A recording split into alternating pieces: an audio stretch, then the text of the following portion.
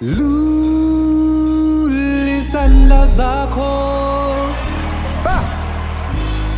Sulisinyembesi Sithembele kuwe moya. Ndinibuse ndinamkelene namhlanje a note with Apostle Luthando Matodlana. I am the chosen one. Ndinibuse nonke nsebhayi mambozana mfowethu kumnandi ebhayi kudla kuthiwa ibhayi lombathwa ngabalaziyo. Mandibulise na kwindawo mhlambi uphase Cape Town uphi yonke lo ndawo nje kuyazi ba uMatodlana uyanithanda ngegama lika Yesu Kristu waseNazaretha. Manduphakamiseke namhlanje manduphakamise namhlanje kulo ndawo nje okuyo. Funa ukuthi kuwe kukhona nje abantu baziblameayo abathi xa ngaba befacene nezinto umuntu avele azblame omnye athi why me Lord kutheni mina Thixo. Mandikwenzela umzekelo ngoDavide. iBhayibheli inxelela uDavide wathi rejectiwe ngabazali bakhe. uDavide esehlathini njengoba esehlathini esalusa impahla emfutshane into eyayivele eyenzeka kuDavide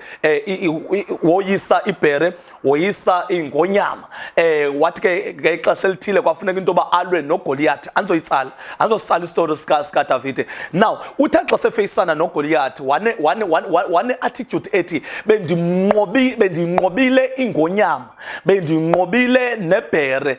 Unento ke ethi xa ngaba ndikwazile ukuzinqoba nawe Goliath ndizokunqoba. Kuthi ukuthi uthathe amandla emfazwe zayizolo wa-aplya kwimfazwe yanamhlanje. Ntsho kanjani? Ukhona izinto ozidefeatileyo izolo, zikhona izinto ozoyise izolo. Why ungathathi same power, same energy, same attitude uyi-aplaye ekufaceni izinto ofaceni nazo namhlanje?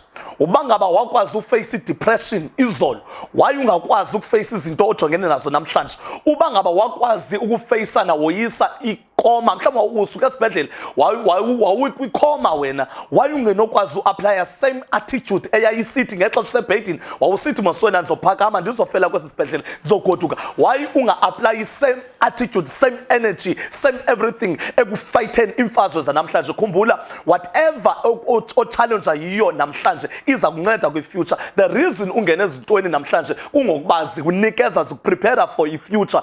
Ungathi xa udlule ezintweni ulibale imfazwe ozidlule izolo. Make sure same power, same yabona umzekelo uba ngaba uthatha uBruce umbeke kule ndawo umbeke uthatha uRambo umbeke kwelicala, aba bantu boyi-2 bayalwa but abalwi ngendlela eyi-1. Ingulo muntu uneskills sakhe sokulwa imfazwe nalowa uneskills sakhe sokulwa imfazwe. Uthathe noChuck Norris umbeke kule ndawo. Chuck Norris ke akafe emfazweni. Yaba Chuck Norris akafa emfazweni umbeke kule ndawo. Bonke aba bantu boyi-3 bazi-fighters but abalwi ngendlela eyi-1, but always but make sure imfazwe zabo bayaziwina. Why? Because kuleya imfazwe bekuyo izolo ufunde iskill esithile sokulwa ukuthi uba ngaba bengikade i-enemy uyidubula kanje straight, xa ndiphinda ndisilwa nenye i-enemy zoyidubula kanje. Always kwi-challenge okuyo funda indlela entsha yokulwa imfazwe zakho, and xa sowudlulile uyayithatha la skill usifunde kulaa mfazwe usi-aplaye kwinto ozobusilwa nayo in future. Wathi xa thetha uDavid wathi ibhere ndayoyisa ngonyama, nawe Goliath zokoyisa. Make sure ke awufi awucrack xa ngaba ufikelwa zii-challenges. Make sure u-aplya same attitude ethi you know what ngizoyiwina le. Liyabona le ndizodlula kule into ngegama lika Yesu Kristu waseNazaretha. I love you in the name of Jesus Christ of Nazareth. I am the chosen one, Apostle Luthando Matodlana. Sidibane ngomso apha straight uFacebook, social media zonke nje ezikhona unlike unfollowishe, and make sure uorder ikopi yakho ye-Motivational CD. I'm coming eJoburg ngizobe ndikhona naseDurban uyopromote this CD.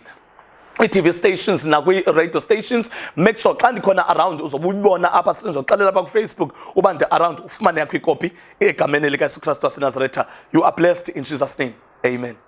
Lulisandla zakho Sulisinyembesi Sithembele